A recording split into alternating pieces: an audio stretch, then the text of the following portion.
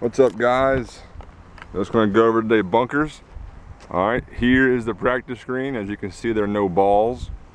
All right, let me set you guys down and I'll go over bunkers. See if I can get a nice level lie here. All right, I think we're okay.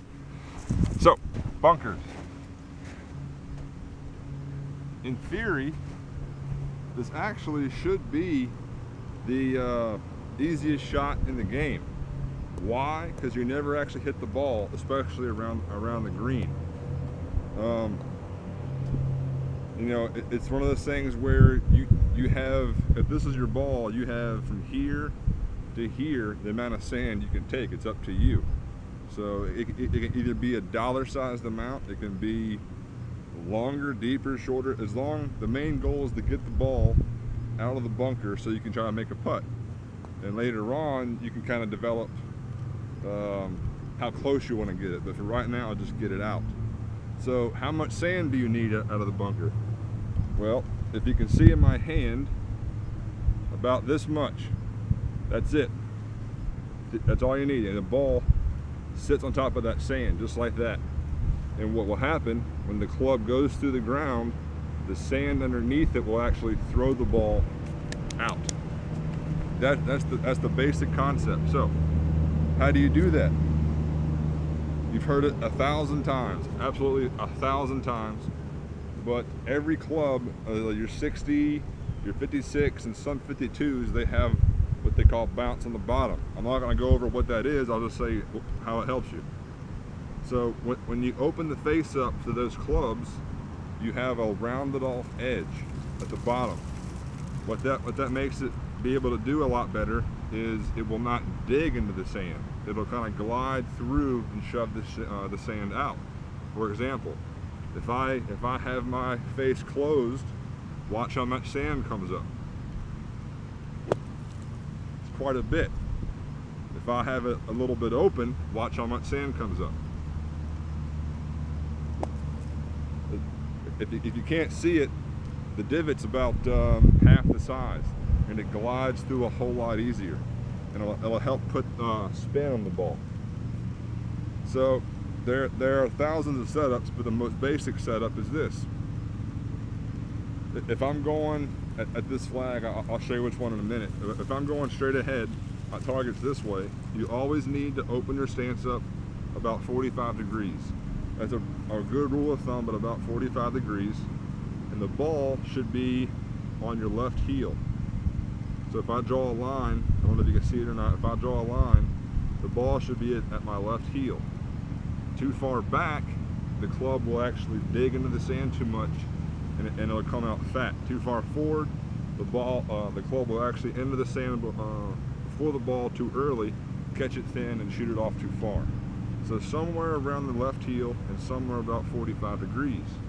You open the face in a mirror image of your stance. So the more you open the stance, the more you open your face. So to just kind of gauge off of that. And finally, you swing along your feet line, not your shoulder line. By rights, your shoulders and feet should be pretty much in the same line.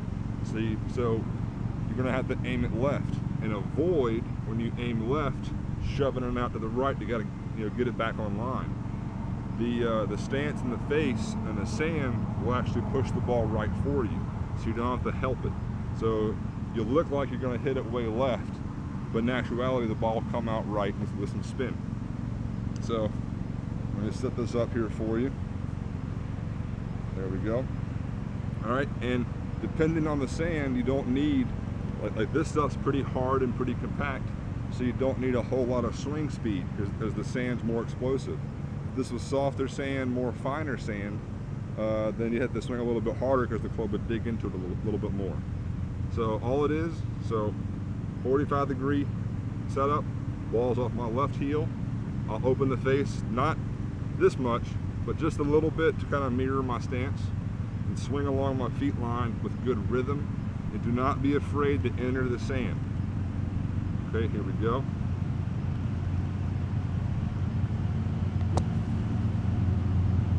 It's pretty good. And as you can see, I didn't swing that hard. It had a nice kind of crisp sound to it. you want kind of like a thump or something along those lines. You never want to hear too much of a click. What that means is you caught too much ball and it's probably going to go too far. You may hear a click in some of this stand because it has, you know, little fine pebbles and rocks in it, but other than that, it's pretty good. So I'll show you again. And get in. This stuff is really hard. All right. So here we go. 45-degree setup. Face a little bit open. Nice, smooth, good tempo. Pretty good.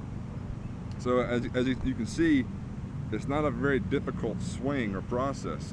It's just here to here, and you have to trust the club will do the work for you.